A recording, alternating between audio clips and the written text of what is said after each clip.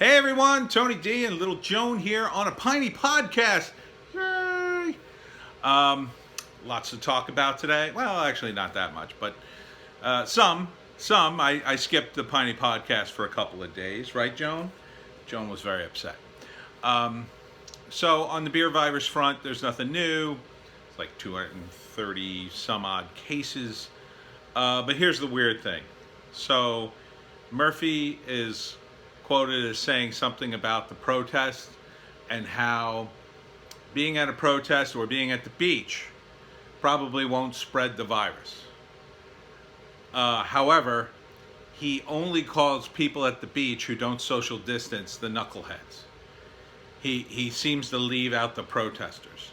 Now, I think we've all been to the beach, and I think generally I'm more than 6 feet away from people generally at the beach.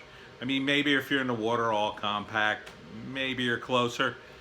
But, I mean, on the beach, I think you're usually far away.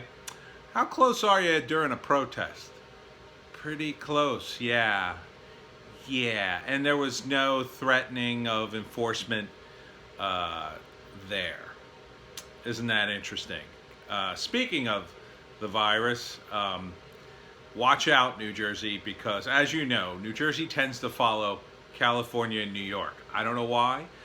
I don't know why Phil can't think of his own crazy tyrannical ideas, but there you have it. So California is starting to shut things down again. They don't want the school year to open. They want kids on computers still. New York has gone even crazier. Besides adding another 4 states to the list of the Tri-County, New York, New Jersey, and Connecticut, they added 4 more states to the list, the magical list, where if you come from one of those states, you have to quarantine yourself for 2 weeks, or you're asked to. Well, here's the new wrinkle. Cuomo has passed a decree, probably another royal decree, that says if you aren't willing to share your contact information, like if you refuse to tell people where you're from, I guess, or the authorities, it's a $2,000 fine. Isn't that something? That's one of the most blatantly unconstitutional things. So they don't want to fine people directly for not wearing a mask or not quarantining. So this is their kind of way around it, as I see it. So, Google it if you want the details. But I think it's just a matter of time before Murphy enacts the same sort of draconian measures, some kind of hefty fine if you don't cooperate with the virus Gestapo. And I call it the virus Gestapo, not because I don't think the virus exists. The virus exists. But just because something exists doesn't mean we should stop everything. The virus now, it's killed some people. Yes, it's killed some people, and that's very unfortunate. But so has the flu. So has influenza. And the reason we cannot just blindly listen to these people, even though they're suddenly on board with how deadly this is because they don't know that much about it. They really don't. There is ample evidence to suggest there's at least 2 of these viruses running around that they can't get a handle on. One being very asymptomatic and another being much more deadly.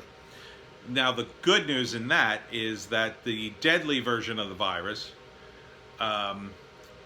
tends to snuff itself out much quicker because it doesn't get spread. Because once you get the deadly form of virus, you quickly become so sick you don't want to go anywhere. You end up in the hospital, and it doesn't get a chance to spread. Whereas the asymptomatic variant, or something close to that, you're more willing to go out. You don't even know you have it. And you're spreading it all over the place. Now, here's the downside to that. The downside to that is that may explain why some people they think are getting it twice, because they may be getting 2 different versions. But the whole point is they don't really know. So Murphy's grand pronouncements, or Cuomo's, or whomever, These are just guesses at best. And they're partly driven by panic and fear, and they're really driven, I believe, by politics. So we can't let these people boss us around. We can't. Simply because they don't know what they're doing. They just don't know. Now, if they had real scientists with real data, that would be a different story. But they don't. They just claim to. And even people in the White House are fighting over the data. Mostly because they hate Trump so much, they're willing to lie and let people die in order to score a few political points against Trump. Trump was right on the money about a lot of things. Don't bet against Trump, I always said. But anyway, getting back to South Jersey. Here's some more things you can worry about. Great white sharks have been seen off the coast of New York and New Jersey. Yes, who knows? That may be August, trouble. Great white sharks. Maybe we'll reenact Jaws in every shore town up and down the East Coast. So yeah, if you're going swimming, be aware that the great whites have been seen, and I wouldn't go too far out.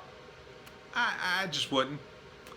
Anyhow, I'm not a big fan of the ocean in New Jersey myself. I prefer stuff that's a little less green, but that's just me. And finally, some good news.